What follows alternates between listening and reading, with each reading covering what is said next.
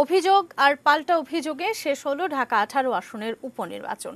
কেন্দ্র দখলের অভিযোগ বিএনপির, আর আওয়ামী লীগ প্রার্থী বলছেন সুষ্ঠু হয়েছে নির্বাচন, তবে অন্যান্য উপনির্বাচনের মতোই ভোটার উপস্থিতি ছিল কম।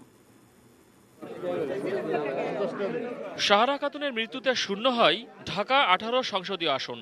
উপনির্বাচনে সেখানে মূল প্রতিদ্বন্দ্বী ছিলেন আওয়ামী লীগের প্রার্থী হাবিব হাসান এবং বিএনপির জাহাঙ্গীর হোসেন। সার্বিক পরিস্থিতি ভালো, আইনশৃঙ্খলা পরিস্থিতি বলেন, তারপর করোনা সংক্রান্ত সতর্কতামূলক পরিস্থিতি বলে সব ইনশাল্লাহ ভালো। আমার তো ভোটার 33,000 প্লাস, এখানে প্রায় 450 প্লাস কাস্টিং হয়ে গেছে ইতিমধ্যে। সকালে উত্তরার আইইউএস স্কুলে ভোট দেন আওয়ামী লীগের প্রার্থী হাবিব হাসান।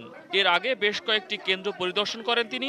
ভোট দেওয়া শেষে তিনি জানান শান্তিপূর্ণভাবেই নির্বাচন অনুষ্ঠিত হয়েছে। এখানে কোনো অপ্রীতিকর ঘটনা ঘটেছে কিনা আপনারাই ভালো বলতে পারবেন। আমার জানা মতে ঢাকা 18 আসনের কোথাও এই ধরনের অপ্রীতিকর ঘটনা ঘটে নাই এবং আমার জানা নাই। বিএনপি প্রার্থী জাহাঙ্গীর হোসেন ভোট দেন মালেকা বানু আদর্শ বিদ্যা নিকেতনে। ভোটে অনিয়ম নিয়ে বিভিন্ন অভিযোগ করেন তিনি, যার মধ্যে ছিল কেন্দ্র দখল আর এজেন্ট বের করে দেয়া। তবে আওয়ামী লীগের প্রার্থী তা অস্বীকার করেন। আমাদের সমস্ত এজেন্ট বের করে দিচ্ছে। আমি যে কেন্দ্রে ভোট দিয়েছি, আমার এখানে সকালে আমার 10 জন ভোটার এখানে ভোট দিতে আসছিল, তাদের গ্রেপ্তার করেছে। আমাদের 5 জন নেতাকর্মী মাথা ফাটিয়েছে, তারা এখান থেকে মেরে বের করে দিয়েছে।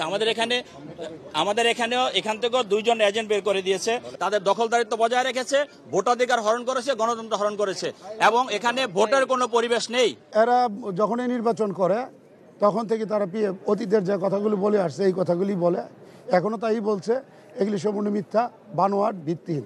তারাই বহিরাগত লোক এনে গণসংযোগ করেছে, বহিরাগত লোক এনে এখানে সন্ত্রাস সৃষ্টি করতে চেয়েছিল।